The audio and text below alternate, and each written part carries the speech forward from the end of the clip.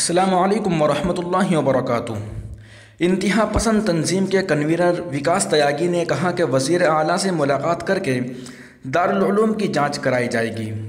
दोस्तों, आगे बढ़ने से पहले आपसे एक दरख्वास्त है कि हमारे यूट्यूब चैनल मुहासिन इस्लाम को सब्सक्राइब ज़रूर फरमा लीजिए। तो चलिए वीडियो शुरू करते हैं। हिंदू इंतहा पसंद तंजीम बजरंग दल के कन्वीनर विकास त्यागी ने अजीम इल्मी दानिशगाह दारुल उलोम देवबंद को एक मरतबा फिर निशाना बनाते हुए कहा है कि वह रियासती वज़ीर आला से मुलाकात करके दारुल उलूम की इमारत की अराज़ी की जाँच कराएंगे। उन्होंने इंतज़ामिया से भी मुतालबा किया है कि वह दारुल उलूम देवबंद की जानिब से तामीर की जाने वाली इमारत जिस अराज़ी पर तामीर की गई है उसके मालिकाना हुकूक की जाँच कराई जाए। तंजीम के कन्वीनर ने इल्ज़ाम आयद किया है कि दारुल उलूम की जदीद लाइब्रेरी की बड़ी इमारत नाजायज़ तरीके से ज़मीन पर कब्ज़े करके बनाई गई है। विकास त्यागी ने प्रेस को जारी एक बयान में कहा है कि वो बहुत जल्द रियासती वज़ीर आला योगी आदित्यनाथ से मुलाकात करके दारुल उलूम की जानिब से तामीर की गई अज़ीमुश्शान इमारत से मुताल्लिक़ जाँच कराए जाने का मुतालबा करेंगे।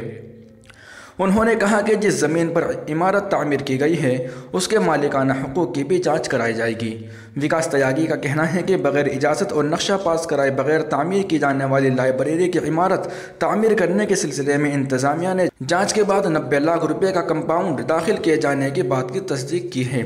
उन्होंने बताया कि मकामी इंतज़ामिया इस सिलसिले में बहुत जल्द एक नोटिस दारुल उलूम देवबंद को भेजे जाने की तैयारी कर रहा है।